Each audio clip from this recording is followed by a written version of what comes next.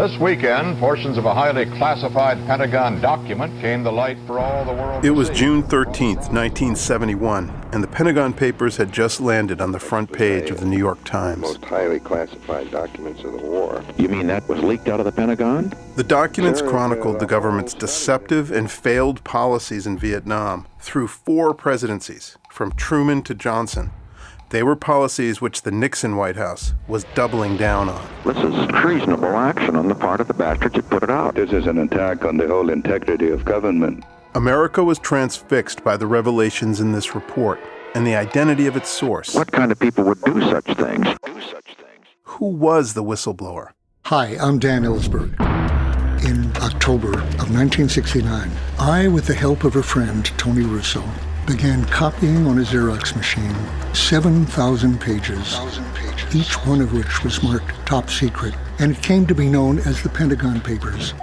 Daniel Ellsberg was an insider, a Marine, an analyst with access to the halls of power in the Pentagon and all the way up to the White House. I gave the whole set to the New York Times for publication. Ellsberg released the Pentagon Papers, believing the American people, and really the world, deserved to know the truth. A story of almost incredible deception by the highest officials of the government. Playing fast and loose with the American people. We still seek no wider war. For it seems now more certain than ever. Make no mistake about it. That the bloody experience of Vietnam we are going to win. Is to end in a stalemate. Criminal prosecution was started against me as the source of these papers. We've got to keep our eye on the main ball. The main ball's Ellsberg. Got to get this son of a bitch. This son of a bitch. And I was indicted on 12 felony counts, which added up to a possible sentence of 115 years. Although the Pentagon Papers themselves did not affect Nixon's policy, and the war actually expanded after the Pentagon Papers came out, my wife and I think of ourselves as part of a chain of events which made the war endable.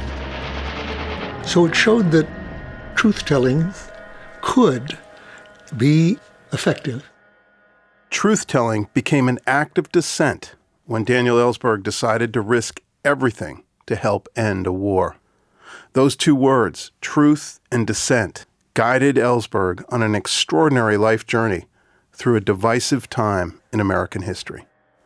On the 50th anniversary of the release of the Pentagon Papers, America is once again deeply divided. I am today reliving many moments of my past life, converging here, mostly in not reassuring ways. Throughout this series, we hear Ellsberg, from exclusive interviews and previously unheard archival tapes, on the sweep of his life, from a cold warrior to a truth-teller, and on the forces that shaped his ethical core. We'll also explore why this story feels so resonant today. The Ground Truth Podcast presents The Whistleblower, Truth, Dissent, and the Legacy of Daniel Ellsberg, a public history project in partnership with the University of Massachusetts at Amherst. I'm Charlie Sennett, founder of the Ground Truth Project.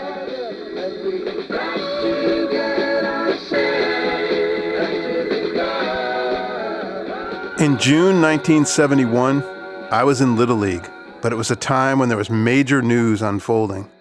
I was from a big family in a small town near Boston. This is WBCN. We're in Boston. It's high midnight. WBCN was a soundtrack to our lives. Rock and roll and the news were always playing live in stereo.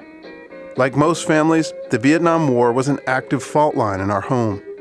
We were all glued to the news of the war, delivered by our trusted local source. Danny Schechter is the news that's in the news this afternoon, the Associated Press reports that heavy U.S. B-52 airstrikes have been launched in South Vietnam, Cambodia, and Laos. When the Pentagon Papers story broke, we heard it from Danny Schechter, the news dissector, and that's how it was pronounced in Boston, where all of the action and intrigue was unfolding. There was an FBI manhunt underway for Ellsberg, sweeping the Boston area. Daniel Ellsberg, the mystery man of the Pentagon. The nation got its first glimpse of him in a primetime interview with Walter Cronkite, filmed at a secret location in nearby Cambridge. Daniel Ellsberg, 40, Ph.D. with honors. I was a kid just waking up to the wider world, and Dan Ellsberg was dashing and brilliant and speaking truth to power. He was a hero, straight out of Central Casting. Today, from one news cycle to the next, we hear about lots of people, mostly anonymous, leaking internal secrets, blowing the whistle on deception in government. But before Dan Ellsberg, no one had ever really done that. And what made his story so riveting was that he took public responsibility, knowing it could mean a life in prison. What motivated him to take these risks, to become a whistleblower? I think all whistleblowers, when you do it, you think, well, this is just the obvious thing that needs to be done. And it's like if you saw a child walking into traffic, you wouldn't think yourself a hero to go to that child and try to stop them. Wouldn't you expect people to, take a little risk of their lives and go pull that child out? And you'd be pretty right to expect other people to do it, even at some risk. But when it's a question of risking a career, your clearance, your family, people don't do it despite the stakes, like climate or democracy right now. They're enormous significance. 50 years ago, for Daniel Ellsberg, the stakes amounted to the hundreds of thousands of Vietnamese and Americans who were being killed for no reason. It was a calculus of war that the government had accepted, and that Ellsberg realized he could not. This journey takes us through several chapters of Ellsberg's life. A childhood dominated by classical piano training that suddenly ends in tragedy. His brilliance at Harvard followed by an adventure as a rifle platoon leader in the Marines. And as an author of the Defense Department's strategy during the Cold War. But we begin on August 4th, 1964, Ellsberg's first day of work in the Pentagon, and it was the first day he met what he would later call the lying machine. It was a Tuesday morning, and I came in to the Pentagon when a courier came running in with a flash message, meaning that it's supposed to be delivered within 10 minutes of its having been sent. Teletypes hammered out reports of 2 naval destroyers under attack in the Gulf of Tonkin in Vietnam. In this recording, made public years later, a Navy admiral attempts to debrief the Joint Chiefs of Staff back at the Pentagon. Well, there apparently have been at least 9 torpedoes in the water. Let's see, there must have been a total of 6 engaged, I think. Not sure on that yet. There were definitely conflicting accounts, but that did not stop Lyndon Johnson, still in the first year of his presidency, from using the initial reports as a green light for escalation, which he announced to the nation that same night. My fellow Americans, this despite the lingering confusion renewed hostile actions about what actually happened against United States ships on the high seas in the Gulf of Tonkin required me to order the military forces of the United States to take action in reply. No, I don't. Wait a minute now. A number of hostile vessels. I'm not so sure about this number of engaged. Attacking 2 U.S. destroyers with torpedoes. We'd have to check it out here. It may not be that high. The destroyers. Johnson claimed the attack was unprovoked, but it was later revealed to be a charade. Johnson was lying to Congress and to the public. I just spent a year studying nuclear crises with high-level access, higher than top secret. I had come across an enormous amount of lying. The difference here was I was seeing it in real time. As it was happening, I'm hearing the lies. The Gulf of Tonkin incident was an extraordinary intersection of fate in American history. At the moment these lies were justifying the first escalation in Vietnam, a new Pentagon advisor was just settling into a small closet of an office. He was taking it all in. And the feeling was, wow, so this is how it's done, from one minute to the next. Just bold-faced lies. And he was seeing these bold-faced lies being introduced to the body politic, persuading members of Congress to pass the Tonkin Gulf Resolution, which paid for the widening war. Just weeks away from the election, Johnson's opponent, Senator Barry Goldwater, accused him of being soft on communism. This was an opportunity to prove him wrong.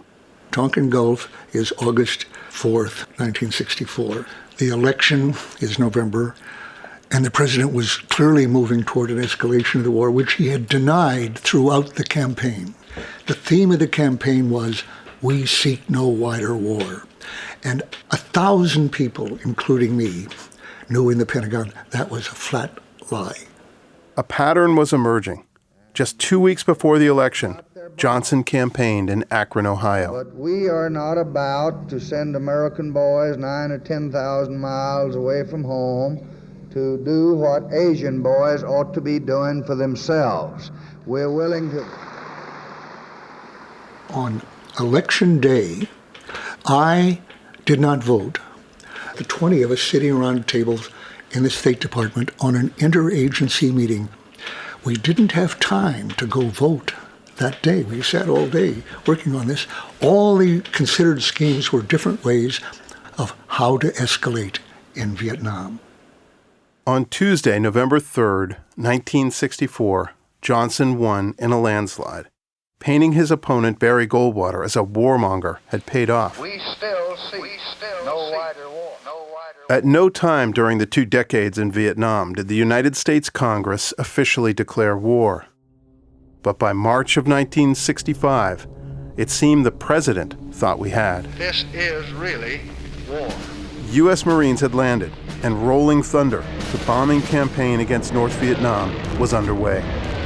And the president would be sending American troops to Asia, a lot of them. This will make it necessary to increase our active fighting forces by raising the monthly draft call. By Christmas, the government drafted over 230,000 men for military service. Why must young Americans? The draft would rumble across college campuses and through families who feared their sons would be going to war. Sometimes die in such a remote and distant place. Even though college students were granted a deferment, the war would still be waiting for them upon graduation. Those who didn't go to college or couldn't afford it were first in line. Meanwhile, the anti-war movement began gathering steam across the country. In April of 1965, the March on Washington drew an estimated 25,000 demonstrators, the largest peace rally up to that moment. Here's rare audio from that event. A movement that will support the increasing numbers of young men in this country who are unwilling and are now beginning to be ready to refuse to fight in a war in Vietnam.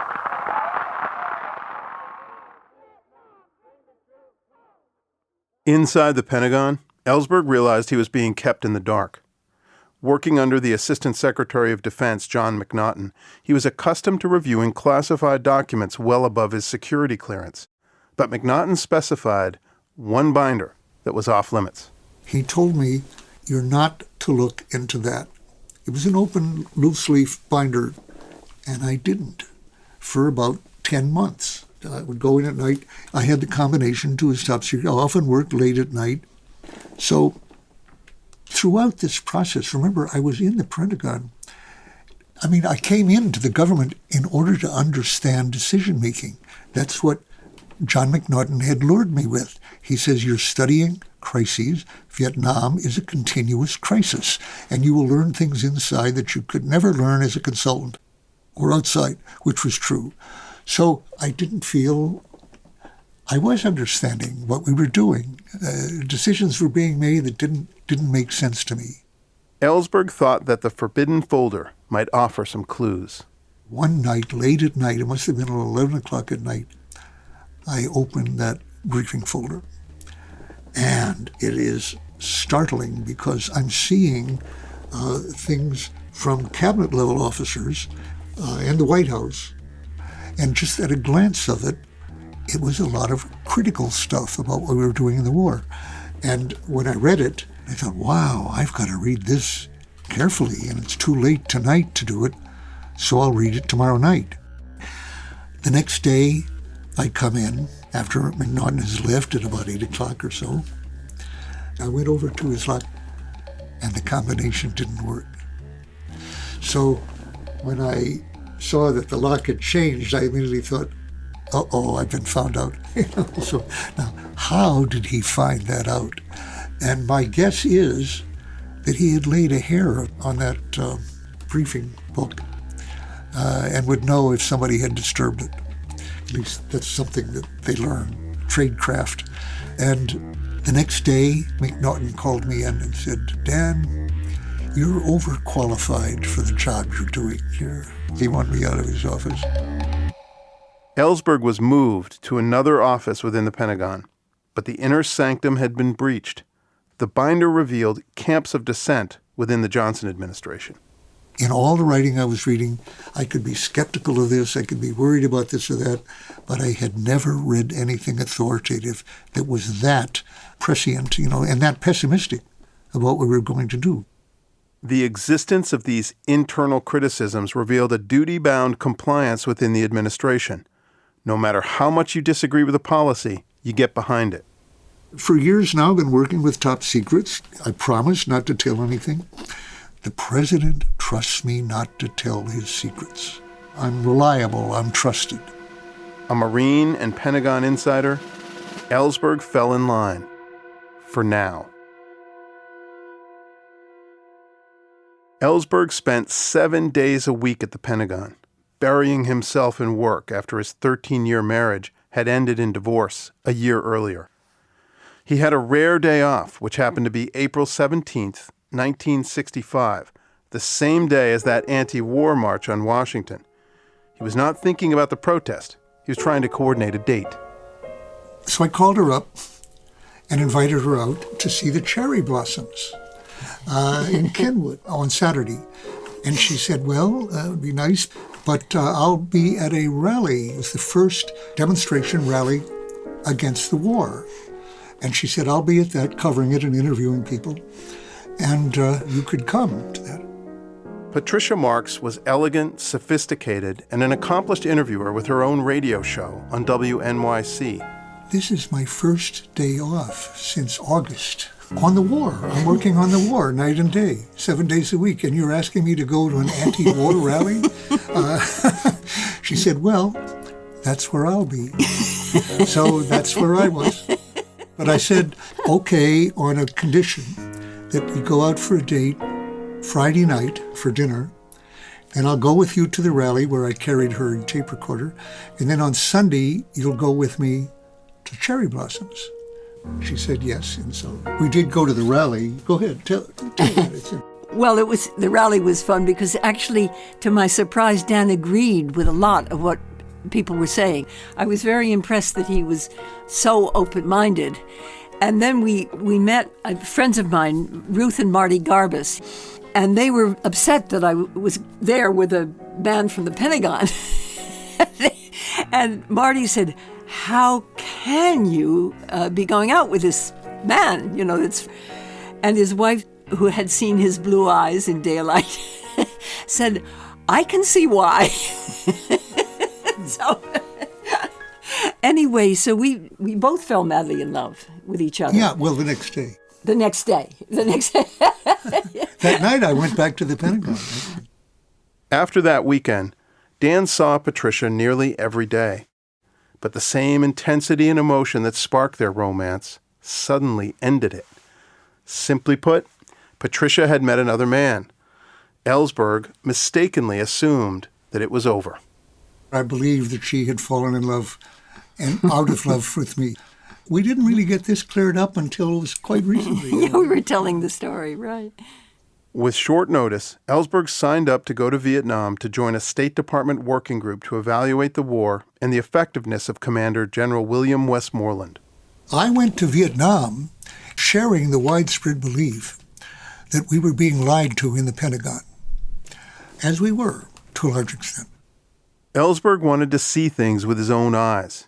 He wanted what we call ground truth, a phrase that's often used in a military context, and a process he learned from his father, a structural engineer.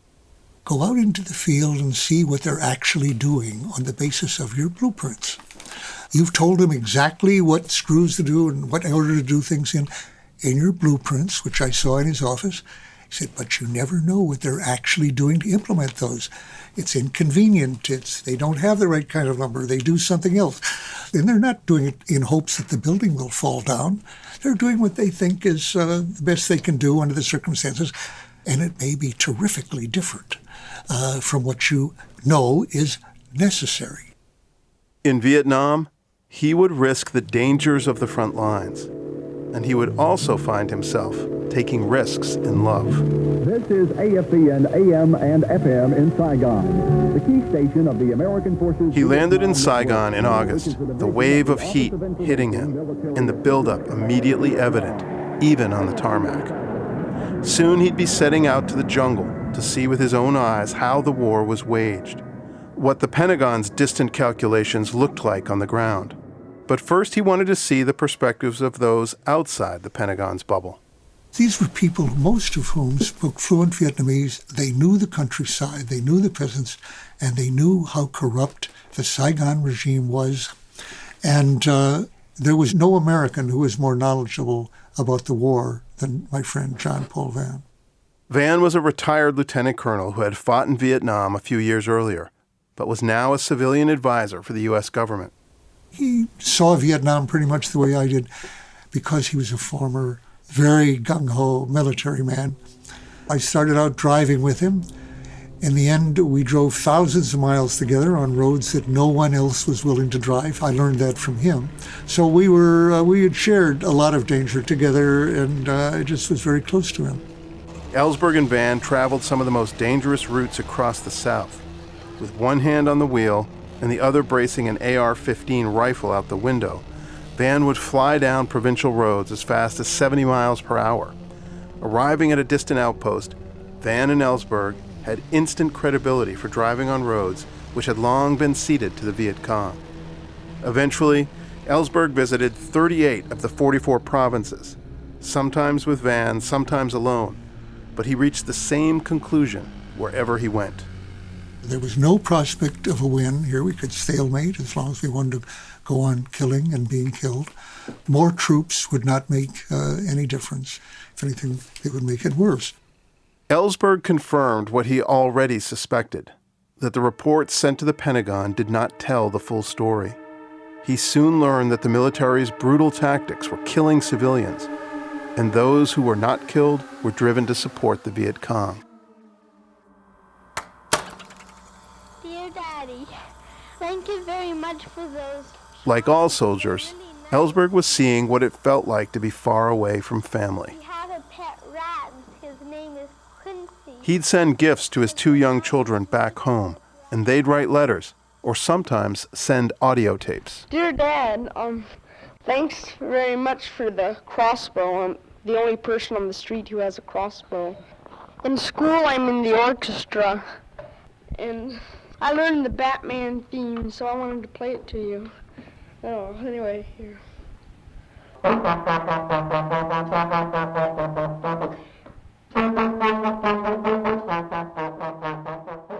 is a piece on the piano that I had composed myself. Here it is. It's called Tug of War.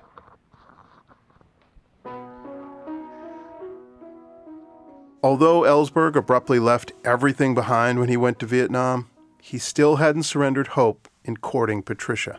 He started communicating with me. In those days, there were these wonderful, fascinating recordings in a small, just this big, but I had a machine that could play them, and they go on for quite a while. And he'd be telling me what he was doing and also being very loving, and I'd send back very erotic tapes to him, and it was not very frequent, but frequent enough that every morning I'd open the door hoping there was a tape there. And so he invited me to Vietnam December the end of 65, beginning of... It must have been over Christmas. I didn't stay long in Saigon that time. Patricia was there long enough for them to take a trip, a journey to India and the sacred waters of the Ganges.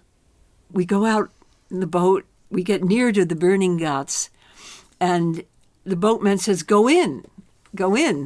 So Dan takes off his trousers and jumps in. And of course, I, not realizing or even caring that it's the most polluted river in the world, jump in right away. In my underpants and long shirt. Well, I had wondered about this woman, whether she was really what used to be called game. Was she bold enough to be my wife? And when she got into that river, I thought, I don't know a round eyes, as we call them in those days, who would get in that water. So she's bold enough, and I proposed to her in the water. And I say yes. Will you marry me? Yes. In the coming years, Patricia would prove time and again that she was game. She was bold enough for the life they were setting out on. But she would also challenge him on the morality of the things he had signed up for. Patricia returned that summer, 1966. Over several weeks, she conducted interviews on the humanitarian crisis, focusing on the U.S. bombing campaign's impact on civilians. She also got to know those Dan worked with. There was a gung-ho quality to these colleagues of his. And Dan was riding the roads, and it was exciting, and it was adrenaline. And that macho-ness and the lack of connection to relationship that these other men had that were his colleagues. Remember, you went around the table to ask if they were married. I do, yes. And they were all divorced or separated. One or two were married and glad to be in Vietnam away from their wives. Most of them were divorced or separated. And you said, these are desperate men. Yes, and yes. That was true. None of them had a good relationship in their life. Everything she'd seen and heard over these weeks came to a head at a dinner party. It was a going-away party for Neil Sheehan, the legendary New York Times correspondent who was returning to Washington. Over the coming years, Sheehan and Ellsberg would develop a long and complicated relationship. But on this night, the conversation turned to a recent trip to Hanoi and what one of the guests saw there. I remember vividly is the horror of what we were doing in the North. The hospitals. He'd visited a hospital that had been bombed. And I don't drink much, but I'd had 1 or 2 glasses of wine at the party, which is a lot for me. And I just turned to Dan, and I remember this, and I said, how can you be part of this? I mean, it was just a revulsion that was more intense, hearing what we were doing to the North and seeing what we were doing to the refugees. But in that moment, it was horrific. My feeling was, how can I marry someone who doesn't give me the benefit of the doubt on this? I had the feeling that she was blaming me for every aspect of the war, which, by the way, in retrospect, fair enough. I was part of it. But my feeling was, she's blaming me for the bombing, which I've always opposed and always been in the North. And here I am trying to stop it in the South, most of it. I'm trying to get fewer people killed. By the way, by that time, I'd say since about March, it goes back, but I and my friends felt this war ought to end. Patricia left Saigon, unclear on where they stood, but Dan had concluded that the engagement was off. There was just one problem. Apparently, I didn't say that in so many words. It was in my mind. This is something that I really am still angry at Dan all for. Your revulsion, He never told me that the engagement was off. Not a very considerate way to end an engagement. It wasn't deliberate. It was only later that she told me her experience of it. I wasn't consciously, but I was not feeling engaged, and apparently I didn't tell her that. Apparently not. For Ellsberg, love and war were colliding. He felt Patricia had misunderstood him. He felt America had misunderstood the enemy. We thought of ourselves as offering independence from North Vietnam. That didn't correspond to the thinking of any Vietnamese.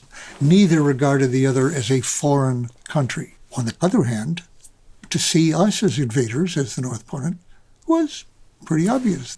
There were those people who preferred American domination to communist domination. Okay. And we saw that and we thought, that's realistic. We are better than those guys. And we couldn't ever understand why the rest of the country didn't seem to see it that way. Why wouldn't they rather have us? Well, for one thing, we were bombing the shit out of them, north and south. And the idea that we were gaining hearts and minds while bombing them was absurd. It was a self-deception, a delusion. These realizations were summarized in the working group's report, which they submitted to General Westmoreland. It was a full year's worth of gathering data, interviews with civilians, and on-the-ground observations. The report recommended the end to all unobserved artillery in Vietnam, which meant with no observer who was seeing a military target to aim at. Nearly all the artillery was sent where civilians would be, unobserved, just on a regular basis. And all the aircraft raids in South Vietnam. Most people were killed in the South, more bombing was done in the South, and most of it, again, was really against jungles where they didn't have a real target. End all of that, and just have air in support of people who were engaged in combat. The working group arrived at these conclusions partly due to its independence. They worked out of the American embassy. They were not part of the Army chain of command, had no stake in the status quo, and were free to recommend whatever the facts suggested. They were mostly retired CIA and military officers who felt they had better ideas on how to wage a more effective counterinsurgency without relying on the blunt force and civilian casualties of aerial bombardment. The report fell on deaf ears, something Ellsberg would get used to. Of course, none of our recommendations were actually followed, none of them. Westmoreland, he wasn't going to do anything about the air, etc. But what we were trying to do was greatly to lower the violence in Vietnam. Soon after, Ellsberg bottomed out. I had come around to a point where I didn't feel I could accomplish anything in Vietnam. And therefore, there was no need for me to stay there if I had anything to go back to. With Patricia now seemingly out of his life for the second time, Ellsberg was trying to keep a connection to his kids within a family fractured by divorce. Merry Christmas, my sweet darlings. Kids, I didn't get you any presents now because Saigon has sort of run out of things that I think would really interest you, just like the old airport toy shop finally was exhausted. But when I get back, you'll be repaid. If you. It was Christmas, 1966. Ellsberg's despair would once again become recklessness. I joined the deputy ambassador as an assistant last week. And that gave me the excuse immediately to go out in the field and live with some battalions in the field. Tomorrow I'm hoping to go out to the same area and stay with several other battalions of the same regiment for about a week. Just days later, Ellsberg was patrolling with one of those battalions in what was supposed to have been a pacified village south of Saigon in the Mekong Delta. It was New Year's Day, 1967. I was walking at the point, 4 guys more or less in front, to attract fire. Basically, that's their job. So you get fired at, and they know there's Viet Cong up there. We go through a rice field with rice fairly high, and all of a sudden we hear firing from behind us. So we look back, and it's clear that there's some people in that rice paddy that we just walked through that are firing at the main body of the troops behind us. Well, the troops are all firing back. We can't fire at them, even if we saw them, because we'd be firing into our own troops. You know, when a bullet is coming at you, it goes crack. It's a very sharp crack. If it's 3 feet away, it's different. It's a different sound. But my memory is you could hear those bullets over your head. There was a kind of a shh, shh. We get down, the fire's coming over our heads, and then I see kids that looked about 14 or 15 with AK-47s, bare-breasted, with shorts on. So they're going through the grass, getting out of the way, because they were, the Viet Cong in this area, guerrillas, generally would open burst of fire and then they'd get out before air power could come in. And I'm thinking, Jesus Christ, they are in the middle of an infantry battalion here with air support? They must have been lying there while we go past them, maybe a foot or two away. They knew this terrain like their backyard because it was their backyard. And I think, these guys are not going to be beat. We are not going to defeat these people. We were, like the Redcoats, facing the militia, in 1775, 76. We're on the wrong side here. On these patrols, Ellsberg was sinking himself in the quagmire in some very literal ways in the rice paddies. His depression was descending into a death wish. What I just did in Rock Canyon was interesting. So I'll go in the field and I'll work my way down the coast, working with one unit after another till I get killed. It's an interesting way to go. It won't happen right away, and it'll happen soon enough. And what interfered was that having spent a night on ambush in this rice paddy up to my waist, I came down with hepatitis, and that got me out of the field. His next dispatch was from a Bangkok hospital. Well, I will tell you the truth, children. I always kind of expected I would come out of Vietnam on my back, one way or another, but I have to admit I thought it would be from a mine or something like that, which would be really much less pleasant than this. So I'm getting off very easy. And I'll have to take it easy for some months. Ellsberg continued to recover from hepatitis from his home in Saigon. In another tape he sent home to his kids, it was clear his bed rest was not always restful. I hope this is on the right speed. I've forgotten exactly how this tape recorder works, so I trust if yours doesn't work on it, maybe you can find somebody else who has a tape recorder. Christ almighty! Jesus! Whew.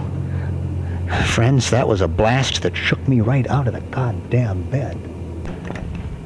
What the hell was that?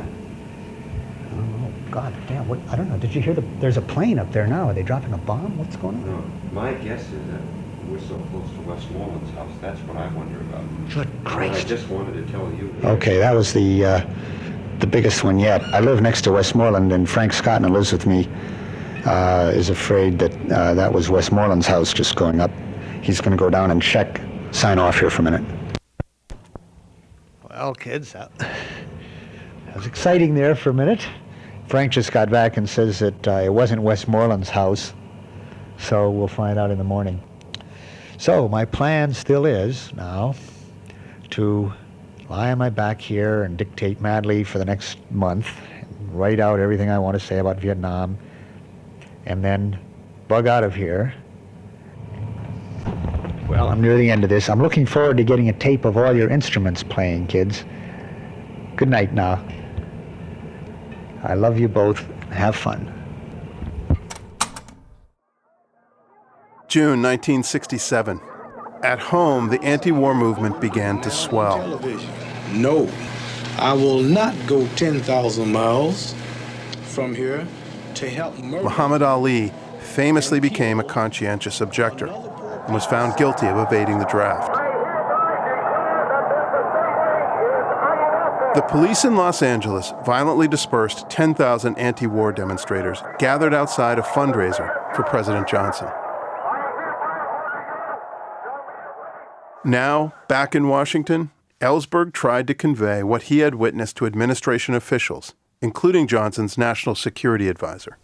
Walt Rostow in the White House had told me, Dan, victory is very near. Victory is very near. And I had just come back. But the bottom line of what I told him were the words, Walt, victory is not near. I have just come back from Vietnam. Victory is not near. You're wrong. He said, let me show you the statistics, the charts. I said, Walt, I don't want to see the charts. But very few in Washington were persuaded by Ellsberg's testimony. This is also when Ellsberg learned of a new top-secret study that Secretary of Defense McNamara had commissioned. The report was kept secret from the President, the Secretary of State, and the National Security Advisor. McNamara feared that if any of them knew of the report, they would kill it, because it contained the classified history of U.S. involvement in Vietnam since World War II. In other words, it was a record of the lies.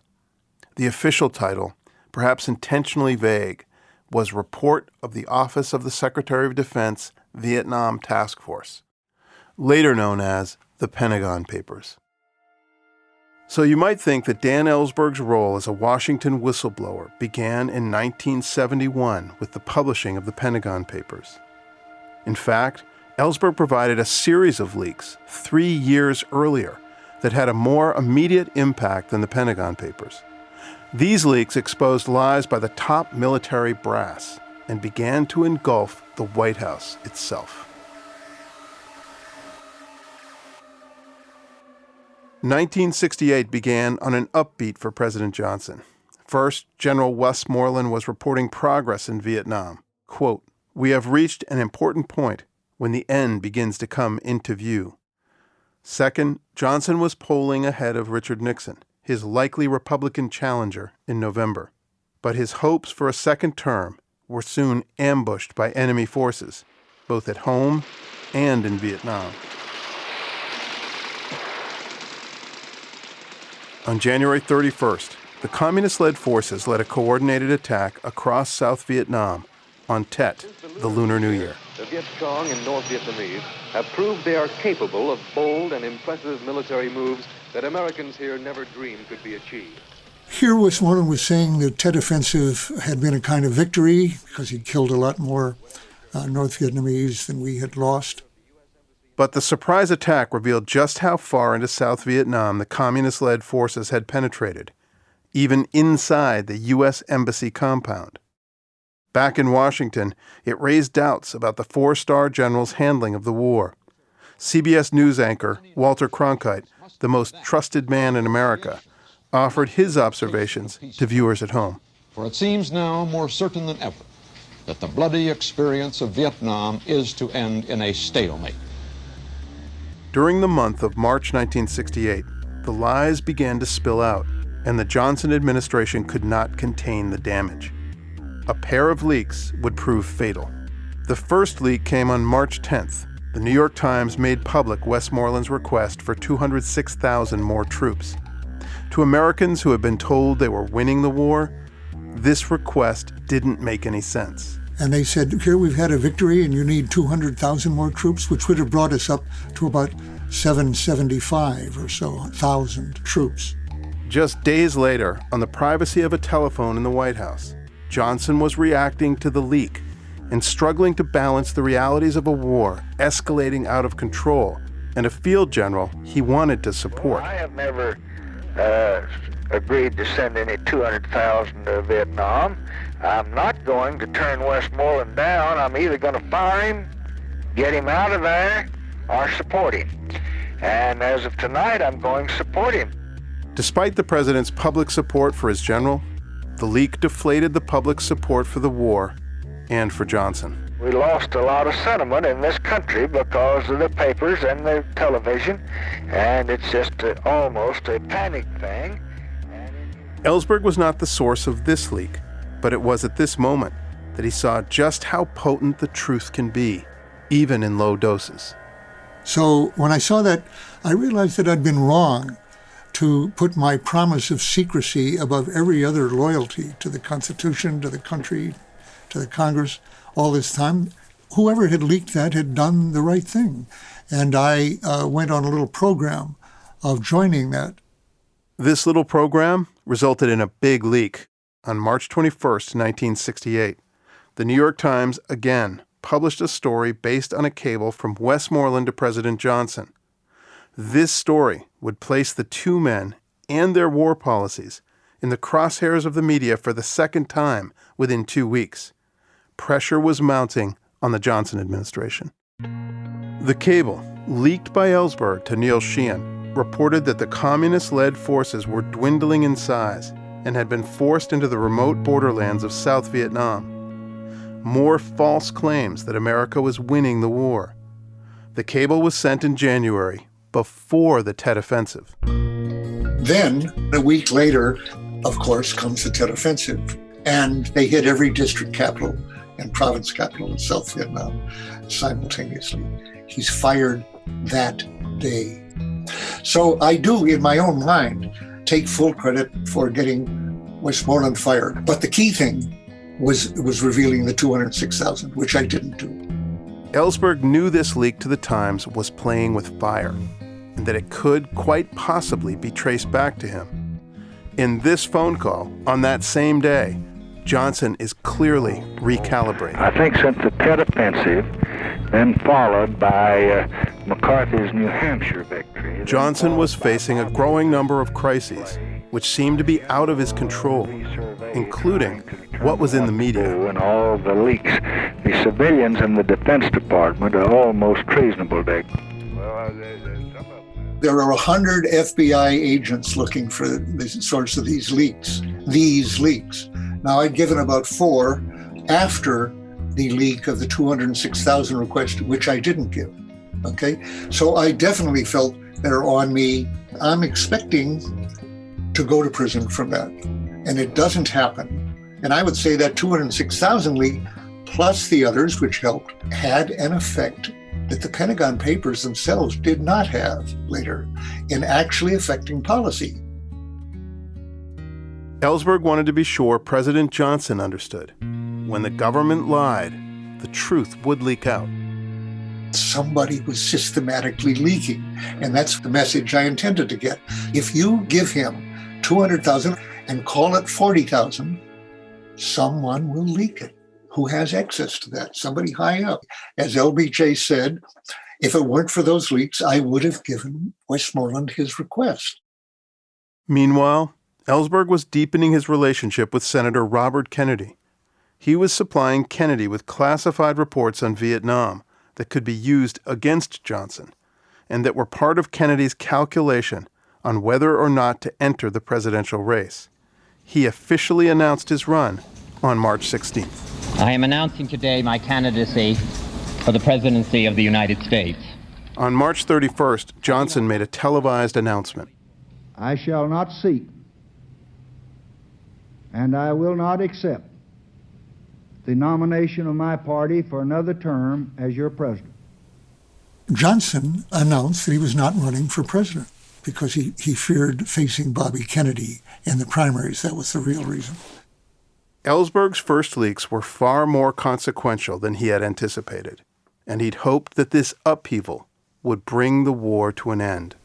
There was a big change in American perception of the war. It was seen as a stalemate, should end, even. Many people thought, effectively, it did end. That was the beginning of the end. To Ellsberg, one candidate emerged who could end the war. We have been told that the tide is turning. There is a light at the end of the tunnel. We can soon bring our troops home. Victory is near. The enemy is tiring. Ellsberg wrote of Bobby Kennedy, "No other American had so impressed me with the depth and urgency of his concern, even anguish about the war." He was saying pretty much what I was saying. He felt very passionately about how bad this war was and how it had to stop. And I hadn't run into that. But for 20 years, we have been wrong. The history of conflict among nations does not record another such lengthy and consistent chronicle of error as we have shown in Vietnam. By May of 1968, Ellsberg was advising Bobby on his Vietnam policy. On the morning of May 31st, Ellsberg was with the campaign in San Francisco. He was delivering some final edits on Kennedy's last speech before the California primary. Then I went up to his hotel room, having spent all night working on his speech with his speechwriter, Adam Walensky.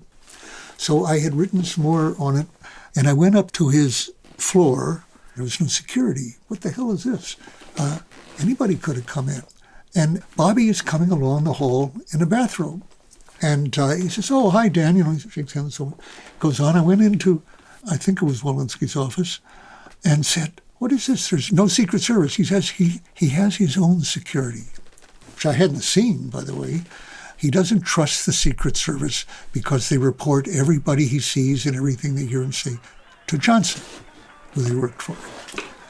All right, so I get on a plane to go to Chicago for a conference on Vietnam. After the speech in San Francisco, Bobby went on to Los Angeles for the state primary. Not only Senator Kennedy, oh my God. Back in Chicago, Ellsberg was getting ready for the conference. It was June 5th. I turned on the TV and get the news. Report that Senator Robert Kennedy was shot. We will bring you more news so as we learn it. And I just cried hysterically for about an hour. Senator Robert Francis Kennedy died at 1:44 My reaction was, a.m. today. there's no way to change this country. He was 42 years old. Bobby was the hope. He had the chance, it looked like, to change the country, and not only on Vietnam. So with him dead, months after Martin Luther King, I was pretty discouraged about my country. With Bobby Kennedy's assassination, any hope for a political leader to bring the war to an end suddenly faded. Ellsberg was starting to realize he may have to take a more direct role to expose the deception behind this war, if he was going to help to end it. He would have to reveal the secrets and the lies that he'd held for too long, and find a way to deliver them directly to the American people. In the next episode of The Whistleblower, we'll cover the formative events that set Ellsberg on a path that would ultimately lead to his release of the Pentagon Papers. We follow this thread from spring 1968 right up to the actual trigger that turned Ellsberg into a whistleblower.